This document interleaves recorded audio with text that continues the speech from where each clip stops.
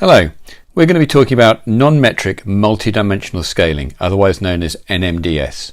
NMDS is part of a group of analysis techniques used by community ecologists that are generally called ordination techniques. And they're called ordination techniques because they allow us to order samples of ecological communities and to make sense out of really big, complicated data sets. Before we start thinking about the nitty-gritty of how these things work and some of the really important details of how to interpret them, let's look at an example of an ordination done using NMDS, which will hopefully show you why we want to use these techniques and how powerful they can sometimes be. This is from a recent publication in Nature Communications, and this is a plot produced as part of a study where the researchers were using molecular techniques to look at microbial communities in marine mammals and also in seawater and in some fish and some squid species in California. And this gave rise to a very complicated data set with many hundreds of different kinds of microbes being identified. But they've been able to use NMDS to produce this very simple plot here, which shows us how closely related, how similar to each other each of the samples that they took are, and they've color coded the samples so that you can see which bit of which marine mammal they came from or whether they came from seawater. And you can look at this and straight away you can start to see patterns in these data. So first of all the seawater samples are very similar to each other, and they're not similar to anything else that we've been looking at. Secondly, you can look and you can see details like the sea lion oral microbial community, that's the red points on the right, and the dolphin oral microbial community are different to each other, but not very different to each other. They're reasonably similar, and they're certainly much more similar to each other than they are to seawater, for example. And then you can go into even more detail and you can start to see more interesting patterns emerging. So for example, dolphin oral microbial communities are different from dolphin gastric microbial communities. But when we look at sea lions on the right, you can see that the gastric microbial communities plot pretty much straight over the top of the sea lion oral microbial communities. So there's a difference between dolphins and sea lions here. And then you might start thinking about the question of, well, why is it that dolphins have different microbial communities in their stomachs from their mouths, whereas sea lions seem to have pretty much the same communities of microbes living in their stomachs as living in their mouths? Here's a second example of an ordination done using NMDS, which shows us some very clear results. This is a graph from a paper again published in Nature Communications recently, where the researchers in question were interested in the communities living in geothermal springs across the USA, and they've characterized the ecological communities living in 925 geothermal springs, and then they've done an ordination on them using NMDS, and they've plotted them out like this. And then very importantly, they've color coded each community on the basis of the pH of the geothermal spring. And what you can see very clearly is that pH is causing very strong clustering in these data points. So on the right hand side of the plot we have almost all the communities that are living at a neutral pH or a slightly alkaline pH. And then on the left hand side of the plot we have all the communities that are living in a very acid pH, and the ones that are living in an intermediate mildly acid pH are somewhere in the middle. So what this is telling us is that communities from neutral pHs are more similar to other communities from neutral pH geothermal springs than they are to any other communities in this data set, and communities from acid geothermal springs are more similar to other communities from acid geothermal springs than they are to any other communities in this data set. Okay, let's go back to our ordinations, and there are actually more than one kind of ordination technique that you can use. Here we're concentrating on NMDS, but there are some others as well, and you should probably be aware of what they're called at least. Things that you might have come across include PCA, or principal components analysis. You may also have come across principal coordinates analysis, and then you might have come across something called canonical correspondence analysis. The fundamental rule of this is any ordination technique has to have a very polysyllabic and grandiose name. Okay, so what's the fundamental problem that we're trying to fix by using ordination techniques? So let's say you've been sampling from 3 ecological communities. These could be ponds, they could be transects, they could be fragments of woodland, they could be different fields, they could be different experimental sites. Doesn't matter what they are, but there's somewhere that you've been sampling from, you've been identifying the ecological community that's present there, and what you want to do is you want to try and express how similar or different your different sample sites are. And let's start with the most simple of all situations, where there's actually only one species that's present, and you've counted the number of individuals of that species that are present for each sample location. So we've got one species there. Sample 1 has 2 individuals, sample 2 has 5 individuals, and sample 3 has 10 individuals. In this particular case, it's very easy for us to see how similar or different the 3 samples are. And in fact, we can show this visually by plotting them on a one-dimensional graph, which we might also call a number line. So here's a number line, and we can plot our 3 samples on it. Sample 1 has 2 individuals, and it goes there. Sample 2 has 5 individuals, and it goes there. And sample 3 has 10 individuals, and it goes there. And it's quite easy to see what the differences are between our particular samples. So this is the difference between sample 1 and sample 2, for example. That's the difference between sample 2 and sample 3, and then between sample 1 and sample 3 as well. Okay, what about the situation where we've got more than one species present? So let's say we've got 2 species present. Sample 1 has 2 individuals of species 1, 8 individuals of species 2, and so on. Well, once again, it's easy for us to visualize the differences between our samples in terms of the ecological community that's present, because we can now plot these data on a 2-dimensional graph rather than a 1-dimensional graph. So here's a 2-dimensional graph. We have one axis for species 1 and one axis for species 2, and once again we can just plot the individual samples on our graph. So sample 1 has 2 individuals of species 1 and 8 individuals of species 2, so it goes there. Sample 2 has 5 individuals of species 1 and 2 individuals of species 2, and it goes there. And sample 3 is over on the right with 10 individuals of species 1 and 7 individuals of species 2, so it goes there. And once again, we can see the differences between our samples quite easily by looking at this graph. So that's the difference between sample 1 and sample 2, and then we can draw on the difference between sample 2 and sample 3, or between sample 1 and sample 3 as well. Okay, so that's nice and easy too. What about the case where we have 3 species present in our ecological communities? Well, if one species gives us one axis, 2 species gives us 2 axes, then 3 species can give us 3 axes. And we could, if we wanted, plot our samples out in 3-dimensional space. 3D plots are usually problematic. They're often quite hard to visualize. They're often quite hard to understand, but we could plot it in 3-dimensional space, and we could see what the differences are between our samples when we have 3 species present. Of course, as you probably know, an awful lot of ecological communities have more than 3 species present. So if we had 4 or 10 or 35 species, how could we plot that out? And the answer is we can't really do it.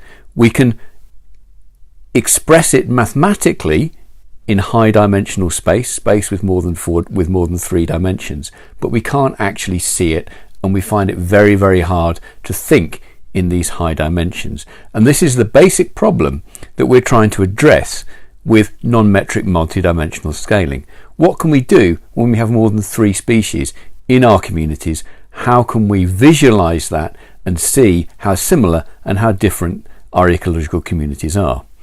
So what we try to do with NMDS is we try to produce a low dimensional representation of our high dimensional space. We try to produce a representation in 2 dimensions or 3 dimensions, which is telling us about what the patterns are in that higher dimensional space. And what we hope is that in our low dimensional representation of high dimensional space, that our similar samples are close together and samples that are not similar are a long way apart. And we hope that our low dimensional representation of high dimensional space preserves the really important patterns in the data and lets us see those important patterns. So how can we do that? Well, what we need to do is we need to start with a matrix showing us how similar or how dissimilar all of our ecological samples are. So we can plot out a matrix here, and we can put sample 1, sample 2, sample 3 and sample 4 along the columns, and we can put sample 1, 2, 3 and 4 as the rows. And then what we need to do is work out how similar or how different each of those samples is from each of the other samples. And we're going to do this using something called the Bray-Curtis dissimilarity index. And the Bray-Curtis dissimilarity index is a way of calculating how similar or how different ecological communities are from each other. If the Bray-Curtis index is 0, then those ecological communities are exactly identical to each other. If the Bray-Curtis dissimilarity is 1, then they are completely different from each other. They have no species in common at all. And if it's somewhere in between, that's telling you how similar or how different they are from each other. So what we need to do our NMDS is we need to calculate the Bray-Curtis similarity for each cell in this matrix. Obviously, sample 1 is identical to sample 1, sample 2 is identical to sample 2, 3 is identical to 3, and 4 is identical to 4. So we can start off by putting the diagonal of zeros in, and then we can put in the distance between sample 1 and sample 2. We can put in the distance between sample 1 and sample 3, and sample 1 and sample 4, and we can carry on until we've filled up one half of the matrix. We don't need to fill up the other half of the matrix because this matrix would be symmetrical around that diagonal. So we really only need half of the matrix there. So we've got a matrix showing us the Bray-Curtis dissimilarities, the distances between each of the samples that we've got in our data set. What NMDS then does is it produces a two-dimensional representation of this data set simply by placing individual samples as points on a two-dimensional graph. You can think about it as points on a two-dimensional graph. So here are our 4 samples, 1, 2, 3 and 4 on a two-dimensional graph, and we can then calculate the distance between them on our two-dimensional graph in our ordination space. So that's the difference between sample 1 and sample 2. That's the difference between sample 1 and sample 3. That's the difference between sample 2 and sample 4. I'm not going to put them all in on the graph because it would make a mess, but I think you get the idea. And what NMDS then does is it compares the differences between our samples in the ordination space with the differences between the samples in our matrix, which is derived from the overall data set. And it can calculate the correlation between the two, and it will then iteratively move these data points around in two-dimensional space until it finds a solution, until it finds an arrangement of these data points that gives it the best possible correlation with the calculated dissimilarities in our multidimensional species space. The way it calculates how good or how well the two-dimensional or sometimes the three-dimensional representation of our multidimensional space represents the actual multidimensional space is by using something called stress. And it does this firstly by ranking the data. So if we were to rank the observed dissimilarities, that's the Bray-Curtis dissimilarities that we've calculated in our multidimensional space, with the and we also ranked the distance that we calculated in our two-dimensional space, then if we had a perfect representation of our multidimensional space in 2 dimensions, all of these data points would go on this axis here, would go on this line here, something like that. And if we got that, we'd have a very, very low stress score. In reality, of course, we're not going to get something that fits quite so well. So we might get something that looks like this. So some of these data points have an ordination distance that ranks higher than their observed dissimilarity. Some of them have an ordination distance that ranks lower than their observed dissimilarity, and some of them are about the same. And then, of course, if we've got a really bad representation of our data set in our two-dimensional space, we might get something like this, where there's very little relationship between the rank in ordination space and the rank when we look at the observed dissimilarities from our multidimensional space. So NMDS calculates this statistic called stress on the basis of how well the ranking of observed dissimilarities correlates with the ranking of ordination distances. And we can use this stress score to tell us how well our NMDS represents what's going on in multidimensional space. So if stress is bigger than 0.2, that's telling you that your ordination, your two-dimensional or sometimes three-dimensional representation of your data isn't a very good representation of what's going on in multidimensional space. So that's not good. If you've done a two-dimensional NMDS, you might and you get a stress score greater than 0.2, you might want to try and repeat it with a 3-dimensional or even a 4-dimensional NMDS, and that will give you a lower stress score and hopefully a better representation of what's going on. If stress is between 0.1 and 0.2, that's telling you that you've got a kind of reasonable representation, but not a great representation of your multi-dimensional space. And then if stress is less than 0.1, then you've got a good representation of what's going on. The patterns that you see in your 2-dimensional or 3-dimensional ordination space are going to be a good representation of what's happening in that complex multi-dimensional space that you can't actually visualize. And finally, if you've got a stress score lower than 0.05, then everyone's going to be happy, and you can be really confident that what you're seeing in your ordination is a really good representation of what's happening in the multi-dimensional data set. So let's look at an example of NMDS. Here's some data from a camera trap survey that we carried out in South Africa a few years ago. And you can see we've got a whole bunch of species there, including leopards, and we've also got a number of traps. We've got 12 traps in total. They're numbered up to 15, but I've removed the traps that didn't record any animals at all.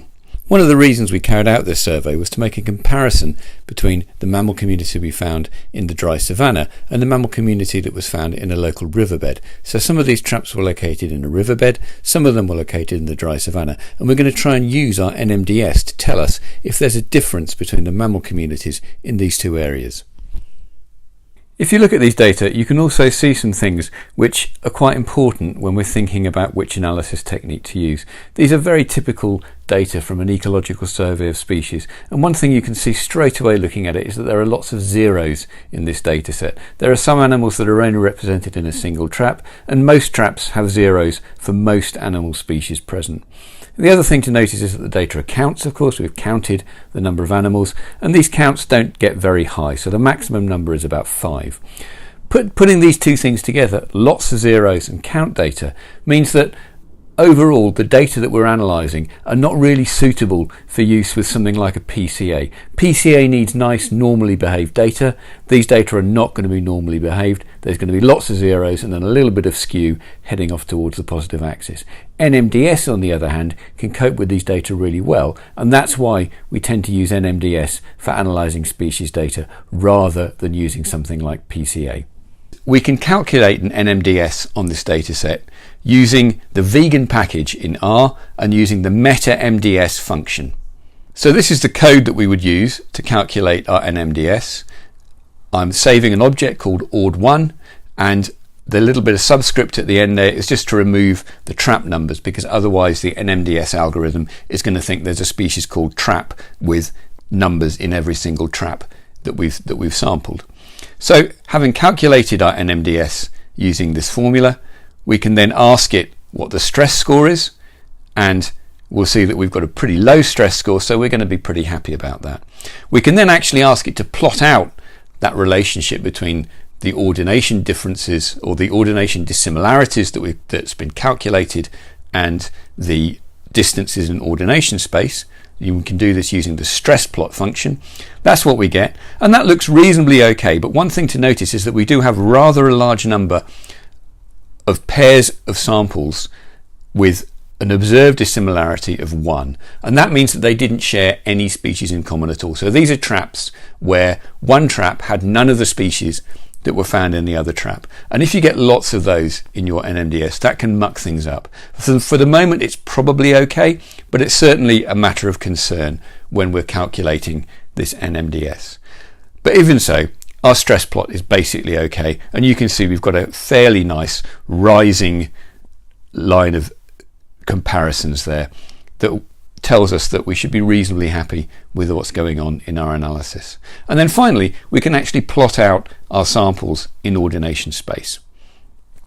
So this is what it looks like when we do that. I've done this using, first of all, the ordiplot function, then the ordihull function, which has drawn those convex hulls around the data points, and then I've put the individual sample sites in using points. And you can look at this and you can see that some of these samples are very similar to each other.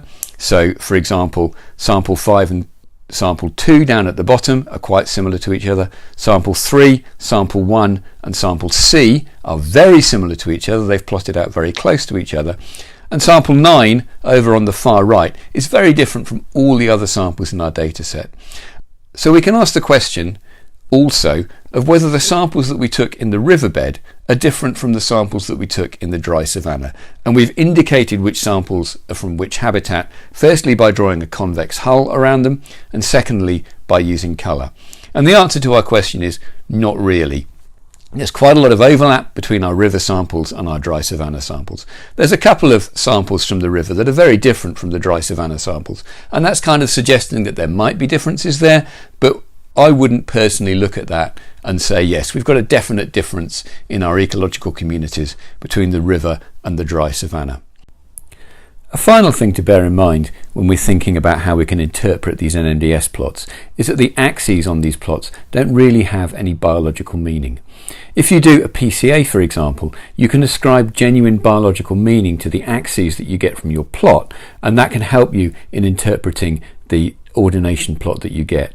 NMDS axes don't really have that kind of biological meaning, and it's quite dangerous to start thinking about the axes in terms of their biological meaning. At this point you might be thinking, well, hang on, you've already shown us that example from the geothermal springs where there seemed to be a gradient that was related to the x-axis on that NDMS plot. And yes, if you look at this, you can see that there does indeed seem to be a gradient along the x-axis going from neutral to very acid pH geothermal springs. But don't be fooled by that. That appears to be parallel to the x-axis because the NMDS analysis has rotated that data set so that the axis with the greatest variance is parallel to the x-axis. The x-axis here doesn't have a fundamental meaning to do with pH. It looks like it has because that data set's been rotated to give the biggest amount of variance going along parallel to the x-axis. And in this case, the thing that's driving the variance in the data set is the pH. So it looks like that x-axis is a pH axis, but you have to be very, very careful when you're thinking about it in those terms. Okay, so let's summarize what we've seen. NMDS is one of a group of ecological analysis techniques that we call ordination. We tend to use NMDS for analysing data with lots of counts of individuals in species or data with presence-absence of species because it's very good at coping with that kind of data when some of the other analysis techniques aren't so good at that. NMDS is a technique that gives us a two-dimensional or a three-dimensional visualization of the relationships between samples in multi-dimensional space, and we can use NMDS to give us a plot of the relationships between those samples, and we can use that to help us interpret the patterns in the communities that we're looking at.